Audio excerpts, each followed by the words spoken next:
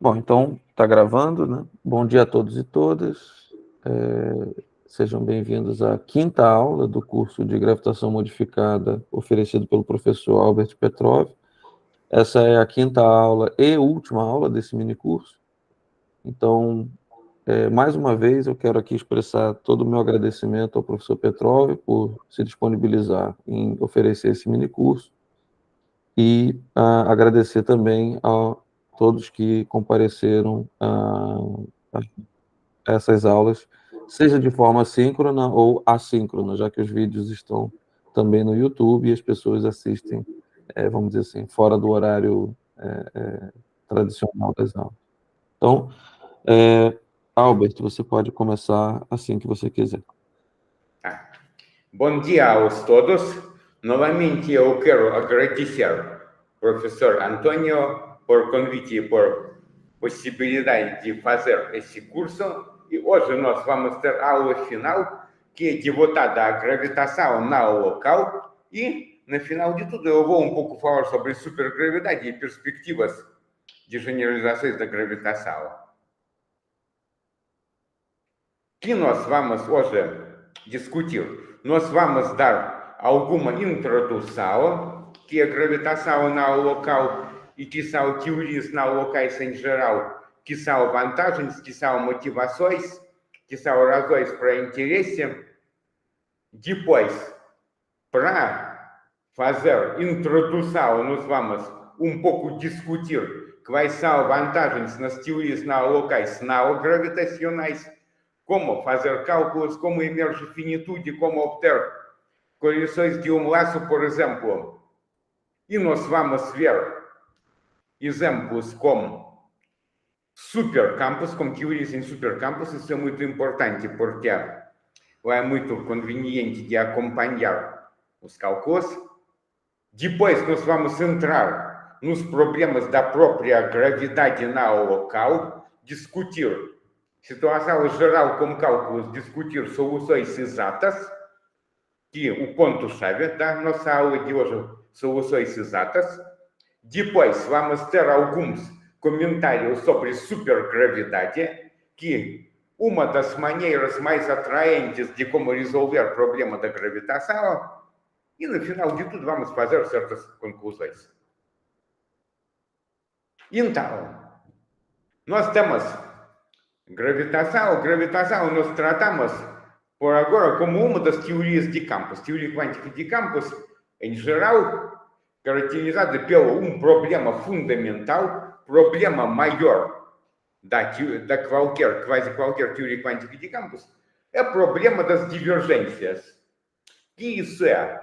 Isso que eu já comentei nas aulas anteriores, que acontece que correções quânticas que são apresentadas como alguns integrais sobre momentos internos divergem, que, nos muitos casos, integrais sobre momentos divergem. Isso significa, nós sabemos que comportamento da teoria não é bem definido para energias muito altas. Podem existir também divergências infravermelhas quando o comportamento da teoria não é bem definido para energias muito baixas. Mas, se é para energias muito baixas, nós usualmente tratamos o problema dizendo que é natural de introduzir corte no limite inferior, dizer que existe alguma massa mínima que nós podemos observar. No limite ultravioleta é bem mais problemático. E, na verdade, teorias com problemas ultravioletas existe uma quantidade muito maior do que teorias com problemas no limite infravermelho. Então, nós temos problemas que integrais e correções quânticos divergem no limite ultravioleta, no limite das energias altas. E como lidar com o problema? A solução padrão é assim: nós assumimos que a ação inicial da teoria, que não é observável, que é tratada como ação nua, envolve todas as divergências e as correções quânticas são renormalizadas. Nós redefinimos campos e constantes do acoplamento através de alguma renormalização, tal que nós multiplicamos campos e constantes do acoplamento pelas algumas constantes que divergem, envolvem divergências, envolvem partes do polo, campos e constantes do acoplamento, e como resultado, a ação efetiva se torna finita. A ação efetiva é observável. Por isso é importante que a ação efetiva será finita após o nosso procedimento. Mas a renormalização não resolve todos os problemas. Por quê? De um lado, é claro que até agora existe certa polêmica sobre se existe solução melhor do que renormalização. Até agora, tem algumas ideias que tentam reinterpretar e dizer que a renormalização não é solução completamente satisfatória. Isso não é somente problema dos trabalhos estranhos. Vamos lembrar que, por exemplo, na mecânica quântica também muitas discussões ativas sobre bases da mecânica quântica. Mas, além dos problemas conceptuais, renormalização não é tratada como solução muito boa, porque existe a esperança, certa esperança, que a teoria verdadeira deve ser finita desde o início, porque é claro que nossas observações sempre devem fornecer aos nós os resultados finitos. Por isso, quantidades físicas devem ser finitas, é razoável de esperar que a teoria verdadeira deve ser finita. De outro lado, nas teorias divergentes de normalização é o passo adicional de cálculo. E mais, existem teorias essencialmente não renormalizáveis. Então, a renormalização, em sentido usual, não funciona bem para todas as teorias, apenas para teorias certas. E, em particular, gravitação usual de Einstein-Hilbert é não renormalizável, como nós já discutimos. E como lidar com o problema? Primeira solução foi introduzir altas derivadas, que eu já comentei. Nós dizemos que nosso propagador, devido à modificação da teoria, decai mais rápido no limite ultravioleta, 1 sobre K4 em vez de usual 1 sobre K ao quadrado. O exemplo paradigmático é a gravitação L quadrado, gravitação proposta nos trabalhos de Stell. Nessa teoria nós temos quartas derivadas e por isso, pelas razões da covariância, nós podemos ter, como nós já argumentamos na primeira aula, divergências proporcionais a L, curvatura escalar, quadrado da curvatura escalar e quadrado de Ricci. Quadrado de Riemann é expressionado em termos do quadrado de curvatura escalar, quadrado de Ricci, devido à propriedade topológica. O termo de Gauss-Bonnet em 4 dimensões é derivado total. Mas nós dizemos que teorias com altas derivadas são problemáticas. Aqui um pouco a história recapitulando que nós já discutimos, mas acho que vale a pena. Então, gravitação L quadrado, e na verdade qualquer teoria com quartas derivadas, propagador deveria exercer alguma forma desse tipo. Vimos que temos termo K4, temos termo K2. K2 deve existir, outra sim, nossa teoria, se não envolve termo com segundas derivadas, não vai se reduzir ao limite da teoria usual, que no caso da gravitação significa não vai se reduzir à gravitação usual de Einstein-Hilbert. Portanto, K quadrado é necessário, esse termo. E aqui, em algum fator da escala da energia, reescrevemos esse nosso propagador, essa nossa fração, padrão é assim. Vimos, segundo termo tem sinal, vamos chamar assim, errado. Sinal menos. Por que é importante que o propagador tenha sinal errado? Porque sinal do propagador é relacionado com sinal do termo cinético na ação. Por isso, sinal errado do propagador implica em sinal errado do termo na Lagrangiana. Então, a Lagrangiana deveria ter forma, efetivamente, para quê? Para graus de liberdade efetivas. Forma assim, só para a parte quadrática. Um com mais, outro com menos. O que isso implica? Isso implica, como nós já dizemos, que essa lagrangiana implica em hamiltoniana não positivamente definida, assim, energia não está limitada de baixo, e assim nós temos teoria em geral que não é bem definida, no qual nós não podemos bem definir vácuo, não podemos bem definir espaço de foco, etc. Não é bom. Nós podemos fazer uma resposta usual, dizer que m quadrado é muito grande, por isso nossos fantasmas são desprezados, não podem ser observados por energias razoáveis, mas isso vamos dizer resposta ad hoc, resposta não completamente satisfatória. Outra razão por que nós podemos introduzir não comutatividade, isso é ideia muito antiga do ano 67, elaborado por professor Yefimov, do Instituto de Pesquisas Nucleares da Dubna. Então, que Yefimov diz que, na verdade, objetos pontuais não podem existir mesmo na teoria de campos. As partículas elementares têm certo tamanho finito, portanto, para tomar em conta que nossas partículas elementares têm tamanho finito, nós devemos introduzir alguns fatores de forma para descrever esse tamanho finito. De grosso modo, que densidade da massa dessa partícula decai exponencialmente, tipo fator gaussiano. Para descrever isso formalmente, nós assumimos que a ação quadrática tem alguma forma desse tipo. F de D'Alembertiano é a função, que é claro que no caso da teoria usual isso D'Alembertiano mais m quadrado, mas no nosso caso desejado da teoria não local para descrever, por exemplo, partículas não pontuais, F de D'Alembertiano não é a função quadrática e não é a função polinomial. Por que não é polinomial? Porque nós queremos evitar que essa função for apresentada como produto dos multiplicadores primitivos. Assim, nós evitamos essa diferença das frações e evitamos fantasmas. Para evitar que nossa função não for produto dos multiplicadores primitivos, é razoável de assumir que função, chamada função inteira, é alguma função transcendental. O exemplo mais simples, mais usado, que isso é exponencial. Exponencial para dar a função gaussiana. Mas pode ser seno, cosseno, uma vez eu disse. E para ir podemos usar até função de Bessel. Frequentemente nós escolhemos essa função f de D'Alembertiano assim.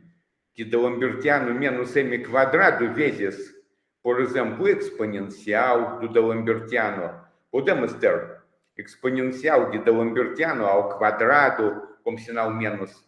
Podemos fazer f de D'Alembertiano, por exemplo, assim, que também função será inteira. A de D'Alembertiano ao quadrado. Isso, grande lista das funções possíveis. Trabalho, por exemplo, esse trabalho de Calcagni. Recomendo fortemente, ou tem discussão dos fatores de forma. Ainda é possível introduzir forma mais sofisticada, somente que isso complica cálculos quânticos. Mas sempre podemos assumir que temos expansão até certo grau. Escolhemos essa função construída na base da função gama incompleta. Isso foi proposto por Tom Bowles, depois aproveitado nos trabalhos do Leonardo Modesto. No trabalho dele, o objeto é assim. Fazemos transformação de Fourier, seja z relação entre quadrado do momento e quadrado da massa, com menos. E nossa função f tilde que aparece aqui, tem forma exponencial de alguma função h, e essa h será construída na base de algum polinômio, e esse polinômio entra para a chamada função gama incompleta. Função gama incompleta é algum objeto, alguma generalização da função gama, que tem dois argumentos. Primeiro argumento, o argumento usual da função gama. Segundo argumento é argumento de corte. Mas, na verdade, função gama incompleta é definida em muitos livros. Nesse caso, para esses fatores de forma, nós não temos estruturas desse tipo. Não, por isso não temos fantasmas. Se o fator de forma tem comportamento bom, escolhemos assim, nós podemos evitar todas as divergências ultravioletas. De grosso modo, se temos esse exponencial faz qualquer integral ser finito. E mais uma motivação aqui, gravitação quântica de laços permite de fazer objetos do tamanho finito. Mais uma motivação para a localidade.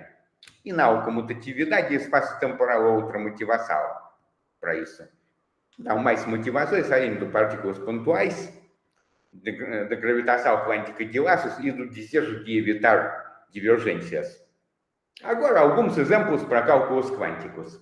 Eu aqui falo muito sobre exemplos não gravitacionais, porque isso pode ser bastante instrutivo para quem quer fazer depois cálculos para gravitação. Na verdade, existem poucos trabalhos, 2 ou 3 dos cálculos quânticos na gravitação na local. Nós podemos tentar várias possibilidades para a função f de D'Alembertiano, para fator de forma, várias possibilidades para cutoffs, para corte.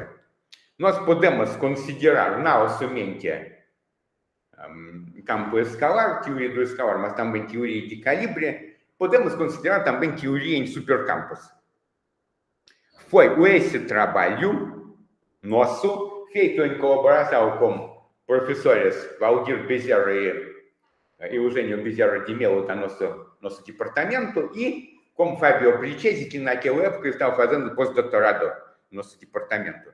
Consideramos teoria assim do campo escalar, vimos que essencialmente na local, propagador, e acima, claro, que inversal do operador que descreve a ação quadrática, potencial efetivo de um laço escrevemos imediatamente. E, na verdade, nós podemos adicionar mais termos para impor alguma prescrição, por exemplo, como foi feito, sugerido por Fábio Bricesi, impor ordenamento de Vick, assim nós descartamos primeira ordem em vez de duas linhas, segundo derivado do nosso potencial, assim nós evitamos, em particular, divergências.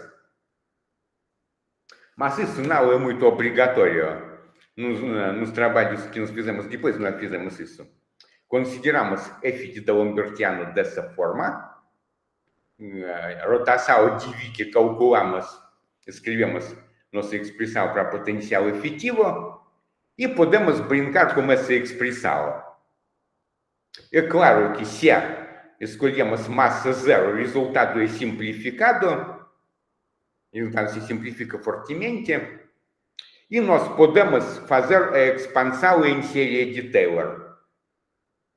Aproximamos esse integral como soma do integral para k pequeno e resultado para k grande. E se o campo é fraco, o V2 linhas é pequeno, nós vimos que nosso potencial efetivo tem primeiro os dois termos mais baixos acima.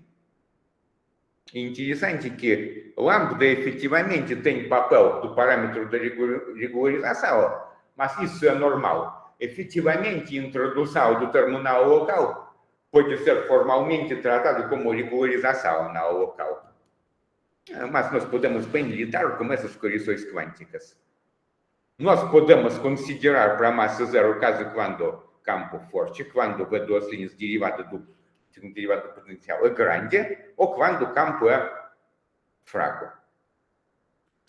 Para campo forte, nós fizemos certas estimações e vimos que correção na local ao potencial comparado com potencial local, como correção local para potencial é muito pequena para campo forte e para campo fraco. Mas isso, em certo sentido, é a consequência do nosso esquema que nós fizemos ordenamento de Vick que permite para descartar os termos perigosos. Mas isso mais ilustra o fato que nós podemos fazer todos os cálculos quânticos. Bem, nós podemos mostrar que o comportamento semelhante no mesmo artigo com Fábio Brichese, mostramos que fazendo Lagrangiano assim, o comportamento será muito semelhante, mesmo quando nós temos fator diforme em vez desse fator. Algo assim, onde H é aquela função proposta por Tom Bowles que eu mencionei antes, que proposta por Tom Bowles, que tem essas assintóticas, essas condições para Z grande e Z pequeno. H, mais uma vez, tem essa forma. E claro que nós fizemos estimação, por isso, o resultado é somente assintótico.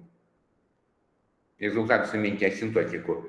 E nesses casos, como eu já disse, devido ao nosso procedimento, que é o ordenamento normal, que permite para evitar aparecimento dos tadpoles e permite para evitar correções grandes, nós vimos que correções não locais são pequenas. E principalmente, isso aqui, isso toy model, que nós podemos depois aplicar para a gravitação. Por isso foi importante de fazer esse trabalho. E o nosso procedimento permite de eliminar divergências desde o início, que também pode ser generalizado depois para a gravitação. O passo seguinte foi de fazer isso em supercampos. Por que em supercampos? Porque em supercampos nós garantimos que não temos problemas com divergências. Situação mesmo no caso local é melhorada, e no caso não local, nós podemos garantir melhor. Trabalho feito com professores José Roberto Nascimento, Eugênio Bezerra de Mello e Paulo Porfírio. Naquela época ele foi nosso aluno de doutorado. Que nós fizemos, consideramos extensão na local do modelo de Vezzumino, aqui φ é supercampo geral, calculamos potencial efetivo, isso é procedimento paradigmático, somamos esses ciclos pelos esses diagramas cíclicos, procedimento proposto em supercampos nos trabalhos de Grisaro e Rocher como colaboradores. Depois, isso foi feito, eles fizeram para Vezzumino e Yang-Mills usual, depois foi feito para altas derivadas, e até que agora para teorias não locais. A álgebra das derivadas covariantes permite de eliminar problemas com derivadas covariantes e reduzir tudo ao integral em momentos internos. E agora resta calcular esse integral que dará para nós potencial efetivo de um laço, potencial kähleriano, que é termo dominante na ação de baixas energias. E depois que resta calcular esse integral para vários exemplos das funções f e g. É claro que o resultado usual de Vezzumino é produzido quando f1 g é 1. Olhamos para cá. E agora vamos ver exemplos dos vários valores de f e g. Primeiro foi motivação do trabalho de cordas peádicas. Isso nós encontramos, se eu não alterando num dos trabalhos da área fila, cordas peádicas que F tem essa forma estranha, 1 sobre D'Alembertiano, e G é 0. Nesse caso, potencial kähleriano tem essa forma, e nós fizemos esse cálculo expandindo isso em série, integrando cada termo. Podemos mostrar que esse integral converge, escolhendo restrição assim, que xi é da ordem de lambda, que xi que está aqui, parâmetro da nossa função lambda é parâmetro da nossa localidade, e assim nós vamos garantir convergência. Outro modelo é mais usual, que f é a função gaussiana, g é 1, psi simplesmente m mais lambda fica como no Vezzumino usual. Nesse caso, nós temos modificação somente nesse termo. Podemos calcular, assumimos que o campo é pequeno, e vimos que nosso resultado é semelhante ao resultado usual local no modelo de Vezzumino, que é provado de ter essa forma. e vimos que efetivamente parâmetro da localidade tem papel de cutoff da regularização, parâmetro de corte, que é normal, porque eu já disse que na localidade formalmente pode ser tratado como certa regularização. Mais um exemplo.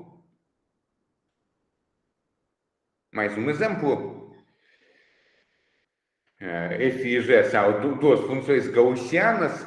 Nesse caso, nós fazemos cálculo aproximado para a integral. Na verdade, nesses casos, integrais podem ser calculados apenas em maneira aproximada.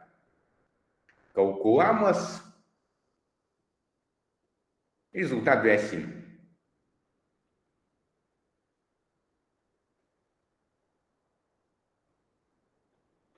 E, de outro lado, nós podemos escolher mais uma situação f1 é exponencial.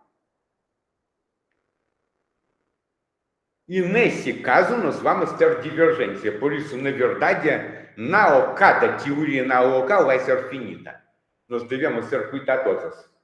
Cuidadosos quando aplicamos na localidade. Se nós queremos finitude, nós devemos ver que na localidade é aplicada nos termos certos para garantir finitude. Mas isso é possível ver quando isso é bom, quando isso é não, quando nós vamos ver a estrutura explícita da nossa teoria.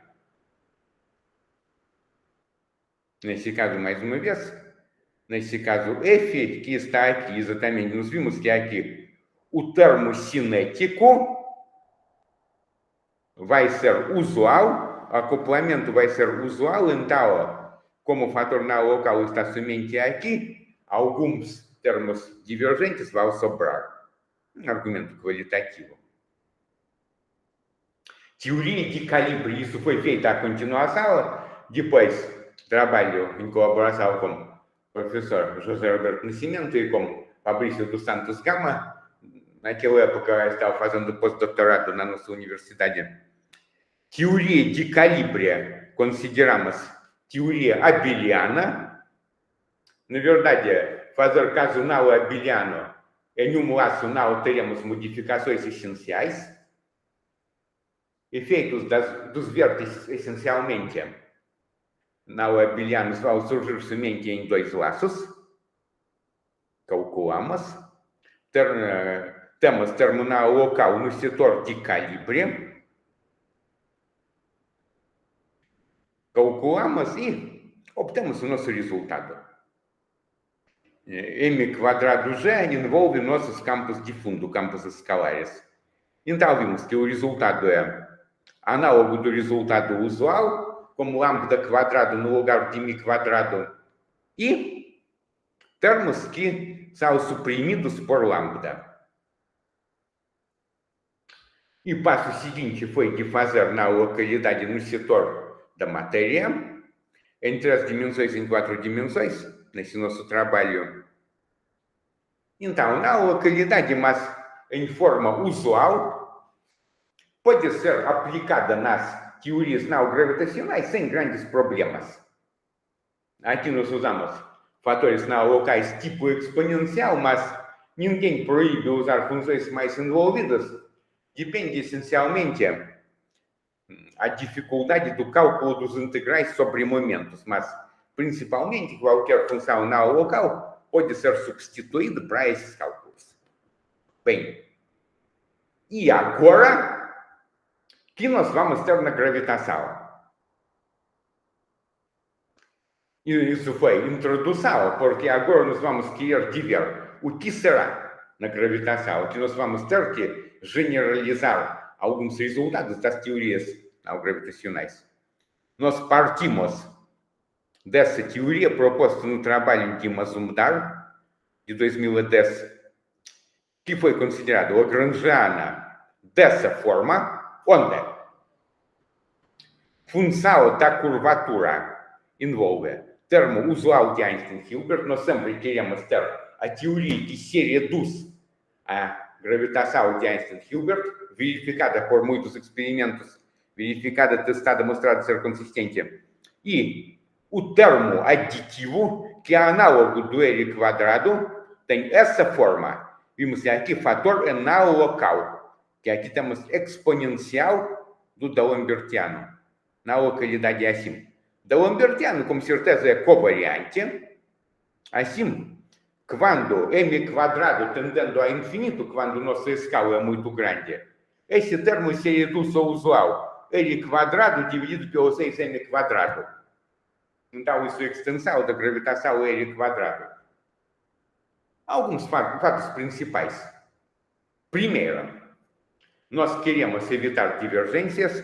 Segundo, nós evitamos fantasmas, porque é claro que essa função é certamente função inteira que não admite expansão em multiplicadores primitivos. E se discutir problema da causalidade e unitariedade, ainda devemos estudar esse problema com maiores detalhes, porém quero dizer que existem alguns trabalhos nos quais foi argumentado que, aparentemente, teorias não locais, incluindo gravitação, por mínimo nos certos casos, serão unitárias. Está claro? Muito bem. Por mínimo nos certos casos, nós vamos ter teorias unitárias. O que vamos fazer com essa ação? Essa ação. Função F. Primeiro, é fácil demonstrar que essa teoria é livre dos fantasmas. Expandimos em série. Se n tem essa forma, que importante, vamos reescrever essa teoria em termos do campo auxiliar φ e escalar psi. Quando nós eliminaremos esses campos pelas equações do movimento, nessa Lagrangiana nós voltamos à teoria inicial. Isso é muito simples de provar. Que primeiro nós fazemos equação para φ. Equação para φ vimos que será essencialmente algébrica. E depois, fazendo equação para psi, nós vimos que equação para psi será não local, mas vimos que objeto não local em termos de psi é relacionado com φ. O passo seguinte é transformações conformes. Eu já disse que tudo isso foi feito no trabalho de Mazumdar. Φ maiúsculo aproximamos como 1 mais φ minúsculo, ou seja, φ minúsculo pequeno. Isso é necessário para absorver φ para termo da curvatura. Aqui tem certos detalhes dos cálculos. E o nosso resultado após esses procedimentos será assim. Após transformação conforme que nós eliminamos φ maiúsculo, a nossa Lagrangiana se torna da forma 31. Efetivamente, isso é análogo do que foi feito na gravitação L quadrado, onde nós dizemos que termos com altas derivadas podem ser mapeadas para a gravitação escalar tensorial. Temos certa analogia. Agora, escrevemos equações do movimento para nossos φ e psi, que agora nós vimos que agora temos Einstein-Hilbert mais Lagrangiano dos campos escalares, acoplado com gravitação em maneira mínima através do raiz do módulo de G, e equações do movimento. Agora podemos eliminar, por exemplo, φ, dessas equações só eliminar psi, e temos equação para campo φ acima. Lembrando que esse n, vimos que equação para φ tem a forma seguinte. É claro que essa função, essa nossa exponencial, será a função, com certeza, inteira, por isso nós verificamos mais uma vez que nessa nossa teoria nós não temos fantasmas. E mais uma vez, que nós fizemos, nós transferimos na localidade do setor da gravitação, para o setor da matéria. Isso pode ser feito nos vários modelos. Na localidade do setor gravitacional pode ser transferido para o setor da matéria. Agora, vamos voltar à mesma lagrangiana. Somente que agora vamos considerar f na somente caso particular dessa função, vamos considerar f função mais genérica. Essa lagrangiana pode ser tratada e escrita acima. Isso foi feito no trabalho de Mazumdar. Aqui, por enquanto, não vamos explicitar forma da função f. Nós introduzimos para conveniência aqui quadrado da massa de Planck, que é relacionado com constante gravitacional, e escrevemos equações de Einstein modificadas. Equações de Einstein modificadas têm essa forma.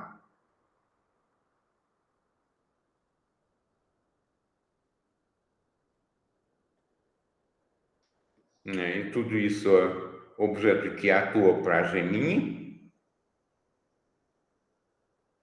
D'Alembertiano, na verdade, atua para L adjacente. Então, f de D'Alembertiano vezes L. E atua como multiplicador. K' é dado assim. K1 é assim. F pode ser expandido em série infinita para garantir que nossa função será inteira. Equações do movimento. E agora vamos resolver essas equações. Primeiro de tudo, nós vimos aqui D'Alembertiano atua para curvatura escalar. Por isso, imediatamente temos a ideia. Se a teoria descreve curvatura escalar, se a métrica descreve a curvatura escalar, essa métrica vai resolver nossas equações modificadas de Einstein. Para algumas métricas, isso foi provado em detalhes no trabalho do Leonardo Modesto, como colaboradores. Isso foi trabalho paradigmático. Em 2015, eles mostraram que, para algumas métricas certas, de Sitter ou anti-de Sitter, Gödel, mas Gödel só não, tipo Gödel ainda, Friedman, Robertson, Walker e mais algumas métricas, temos consistência das equações do movimento. Então, esses espaços são consistentes na gravitação não local. Depois, mais alguns cálculos para a cosmologia eram feitos. Por exemplo, se considerarmos essa teoria, foi provado que soluções tipo bouncing, cosseno hiperbólico, que temos contração e depois aceleração exponencial, são possíveis. Foi provado nesse próprio trabalho do Leonardo Modesto. E depois, eram feitos vários estudos, em particular, vários estudos depois mostraram que, se considerarmos lagrangiana dessa forma um pouco maluca, que temos raiz da curvatura menos 2 lambda e função de D'Alembertiano, não obrigatoriamente exponencial, nós podemos ter as soluções como aceleração hiperexponencial, exponencial do quadrado do tempo, aceleração extremamente rápida, é possível. Isso te daria hiperinflação cosmológica.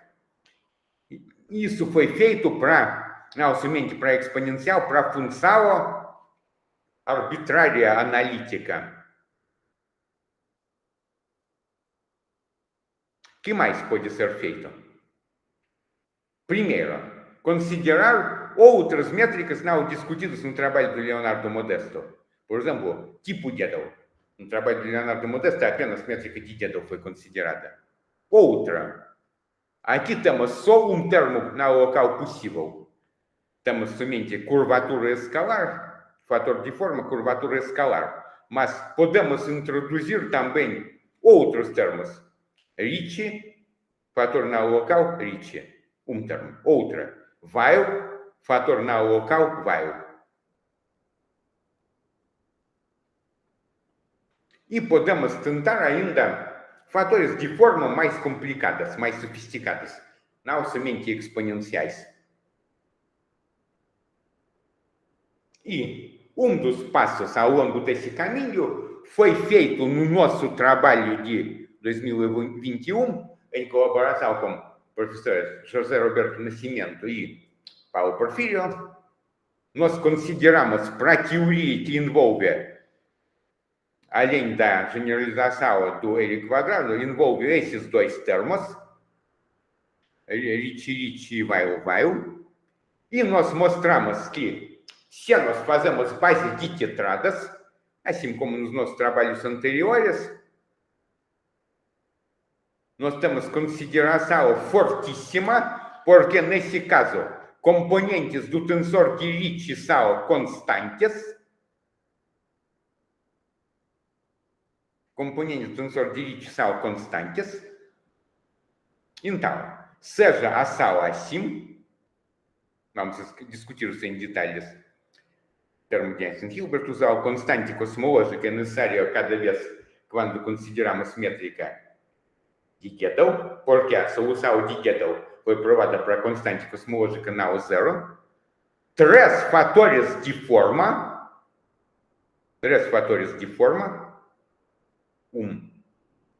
Dois, três. Fator de escala.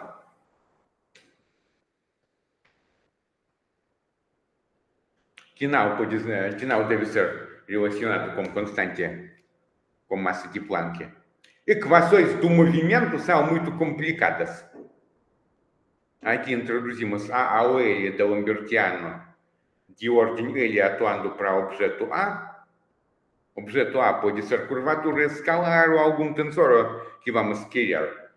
E esses objetos G, P1, P2, P3, etc., muitos objetos são listados aqui.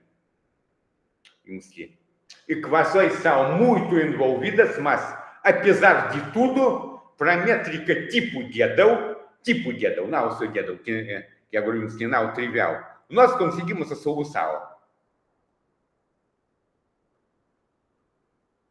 Para a métrica tipo Gödel, que tem essa forma, métrica tipo Gödel nas coordenadas cilíndricas, e vamos impor ainda condição aqui. Essa métrica é homogênea, condições feitas no trabalho do Ribot-Citiom, de 83, trabalho paradigmático. E aqui eu quero, ao longo da comunicação, agradecer ao professor Marcelo Rebouças pela colaboração e pelo que ele chamou a atenção aos trabalhos dele. E trabalhos dele inspiraram nós depois de fazer muitos trabalhos relacionados com a métrica tipo Gödel. Então, essas condições eram derivadas no trabalho dele com Jaime Thiomna, e que foi provado curvatura constante, e por isso, nesse caso, para essa métrica tipo Gödel, com essas condições, nós vimos que para n maior ou igual de 1, nós temos L da Lambertiana ao L de N de L é zero, para qualquer N maior ou igual de 1. Para Ricci, como Ricci, nós vimos que proporcional a ômega em certo grau vezes 4 ômega quadrado menos m quadrado. E mesmo while com while, teríamos assim, proporção 4 ômega quadrado menos m quadrado.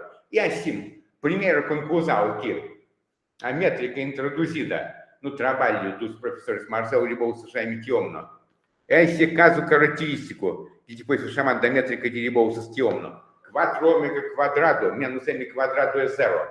O caso marginal em sentido da métrica tipo Gödel. Que todos esses invariantes vão cair fora. Assim, todos os termos extra nessa equação vão cair fora. Vão se aniquilar. E assim, para esse caso, para caso estranho, caso não local, caso quando temos derivados até ordem infinito. Nossas equações do movimento se reduzem às equações de Einstein. E assim, que nós provamos? Nós provamos que, por mínimo nesses dois casos, esse caso, evolução e caso rotação zero, a métrica tipo Gödel resolve equações não locais gravitacionais e que importante, esses dois casos são completamente causais. Porque eu chamei que 4m quadrado menos m quadrado é o caso marginal, porque esse caso é causal, mas qualquer ômega maior vai dar solução não causal. É claro que é possível fazer mais estudos para gravitação não local, é possível olhar termos não analíticos onde o fator de forma é 1 sobre D'Lambertiano ao quadrado, e tem alguns estudos, estudos dos buracos negros nessas teorias, e até que esses trabalhos serão citados no nosso livro. É possível fazer. É possível fazer. E agora, queria um pouco comentar sobre supergravidade. Por que supergravidade? Porque isso também uma maneira muito atraente que permite, talvez, de eliminar o pior problema da gravitação e a não normalizabilidade. Então, o que nós temos na supersimetria? É muito bem conhecido que a supersimetria melhora o comportamento ultravioleta. De grosso modo, o que acontece? Acontecem cancelamentos entre contribuições bosônicas, contribuições fermiônicas. Tenho esse trabalho paradigmático de House-Tell Townsend, cujo título envolve palavras Miraculous Cancellations em teorias supersimétricas, cancelamentos milagrosos. Cancelamentos milagrosos que permitem de matar parte das divergências. Ilustração simples. Vesumino é a generalização da teoria lambda φ4. No lambda φ4 nós temos divergências quadráticas. No modelo de Vesumino nós temos divergências no máximo logarítmicas. E, na verdade, teorias com supersimetria maior podem ser finitas. Exemplo, N4 super Young-Mills é a teoria finita. Os cálculos eram feitos em grandes detalhes nesse trabalho do Kovacs de 99. Os diagramas somados são mostrados e mostrados que resultados são finitos. Interessante que nós depois fizemos cálculos semelhantes, mas somente em um laço para super Young-Mills não comutativo. Por isso, nós cancelamos divergências. Por isso, temos a esperança natural que, se nós fazemos extensão supersimétrica da gravitação, nós podemos ter melhoramento da situação como normalizabilidade. Em contexto da supergravidade, eu recomendo aos todos esse trabalho paradigmático fundamental de Peter van Diemenhuizen. Eu tive o prazer de encontrar com Peter van Diemenhuizen 2 vezes, fui fortemente impressionado.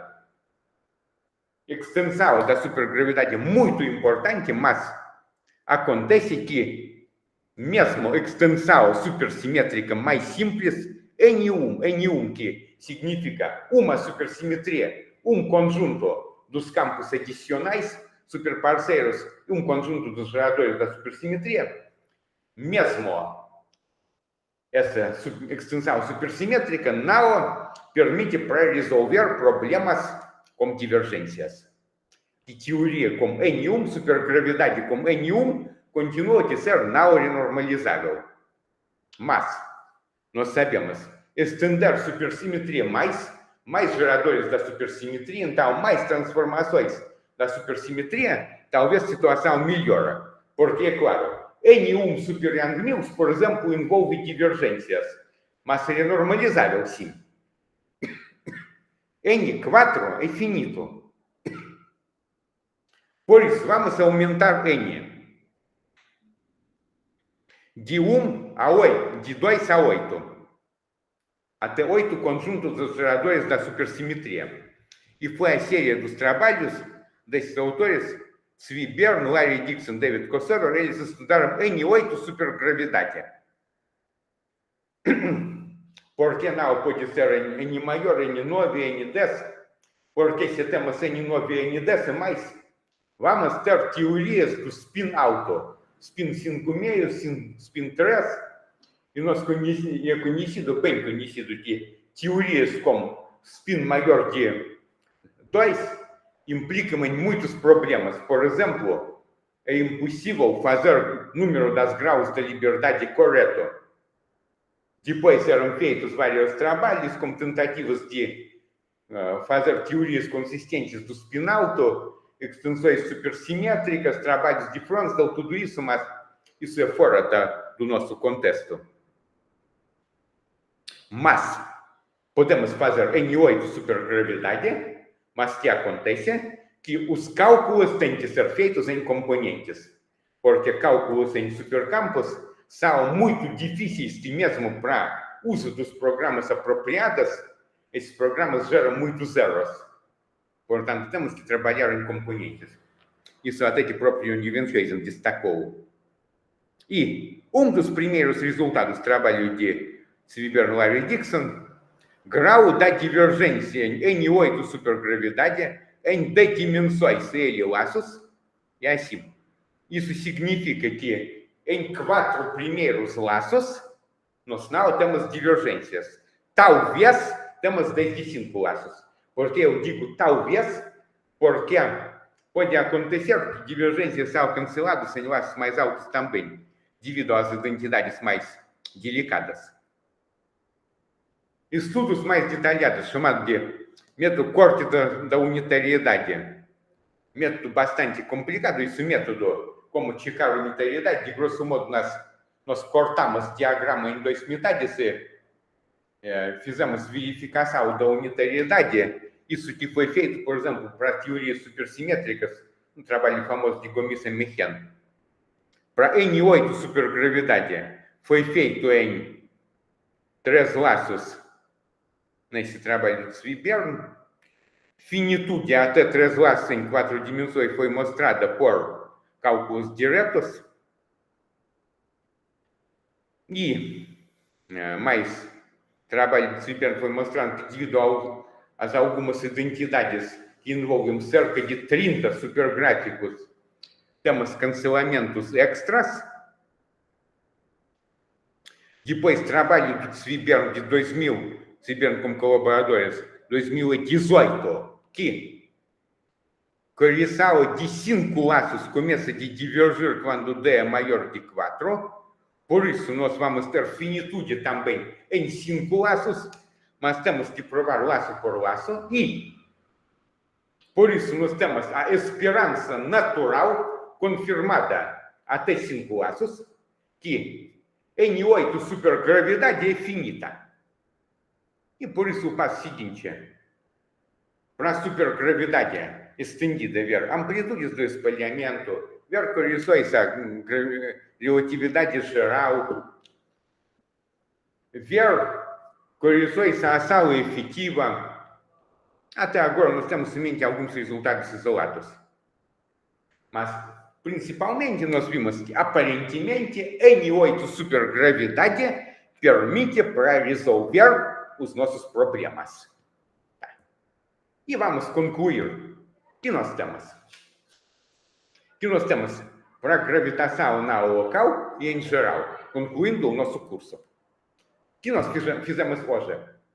Nós construímos extensões na locais das teorias de campos, partimos com teorias simples, mostramos que cálculos quânticos nas teorias na locais não são mais complicados do que nas teorias usuais. A única dificuldade é calcular só integrais em momentos, mas no caso pior podemos ter aproximação, mas só calcular o integral de um argumento não é difícil.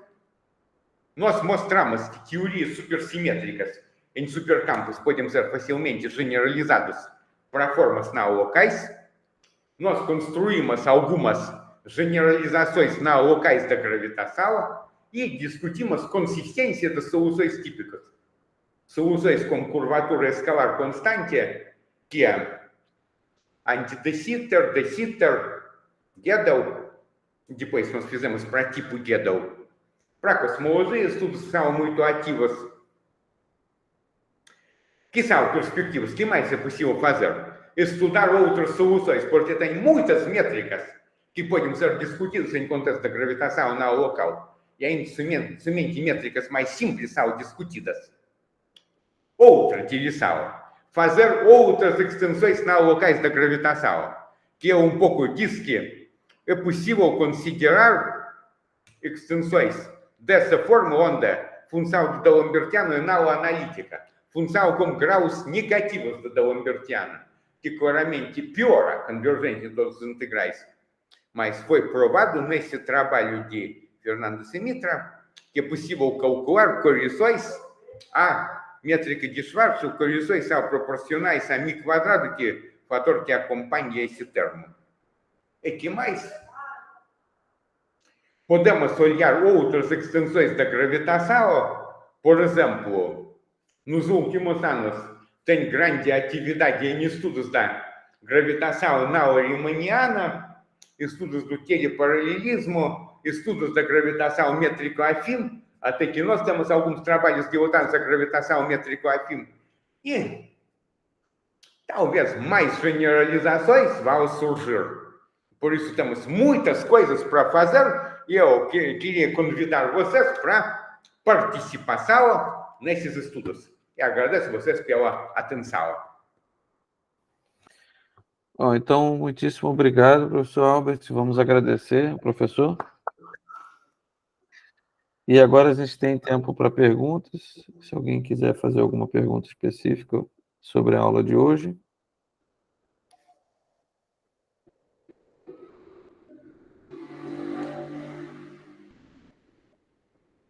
Acho que hoje foi complicado. O Gabriel abriu o microfone, eu não sei se ele quer fazer uma pergunta. Muito bom.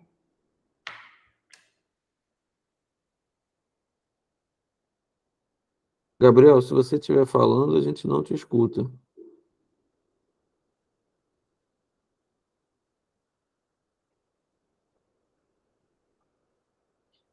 Bom, acho que o Gabriel abriu o microfone, mas não... Enfim, deve ter sido por acidente. Eu tenho uma pergunta relacionada à parte das teorias não locais, que sempre é a pergunta que eu tenho com relação a esse tipo de teoria. Basicamente, esse critério de eliminar, vamos dizer assim, polos extras no seu propagador no tree-level, ou seja, da função C inteira, torna essa escolha muito arbitrária, né, da função que você pode colocar na sua ação. A função nós usualmente escolhemos puramente pelas razões da assintótica, que todo mundo começa como exponencial, sim. gaussiano, simplesmente pelas razões da simplicidade. Sim, mas a minha pergunta é em termos de preditividade, ou seja,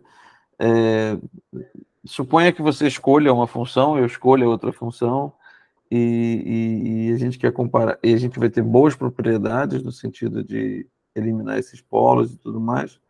Como eu faço para, vamos dizer assim, decidir qual função é a real função que descreve a teoria escolhida pela natureza?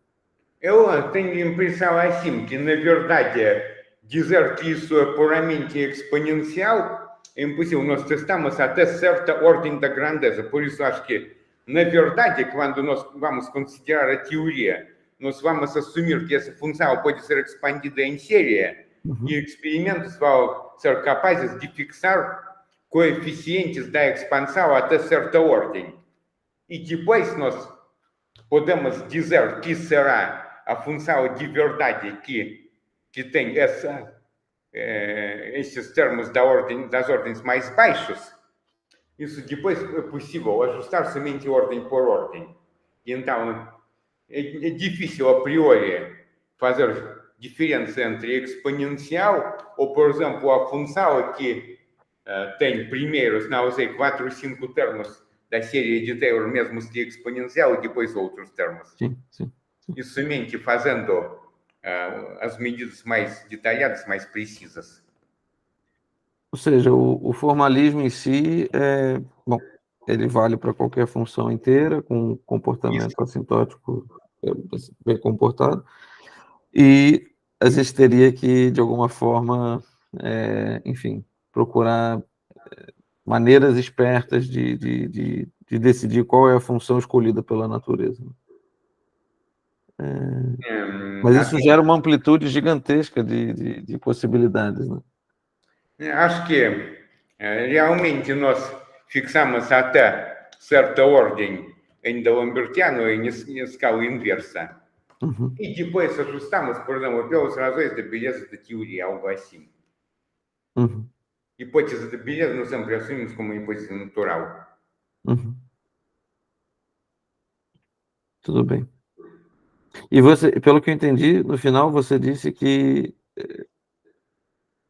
há, então, um certo otimismo de que supergravidade N igual a 8 seja de fato finita. Se essa teoria é finita até 5 laços, a probabilidade que algo essencialmente novo vai acontecer em 6 laços é bastante baixa. Usualmente pode acontecer diferença entre um laço e dois, mas não, por exemplo, entre 3 e 4. Raramente há diferenças vão surgir em ordem mais alta de laços.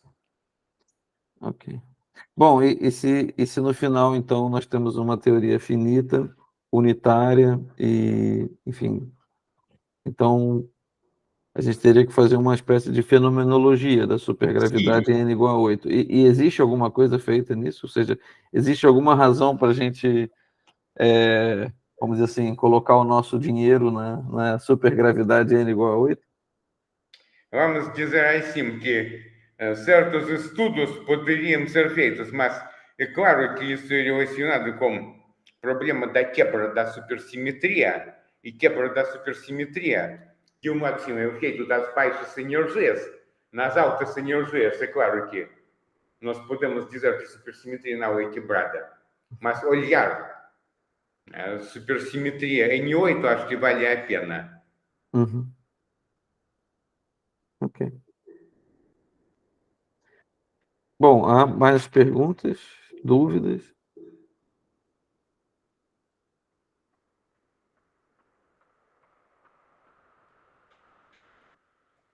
Se não há mais perguntas ou dúvidas, eu tenho certeza que o professor Albert vai ficar bastante feliz em receber e-mails posteriores com perguntas ou dúvidas, caso vocês tenham ao assistir esse vídeo ou reassistir esse vídeo.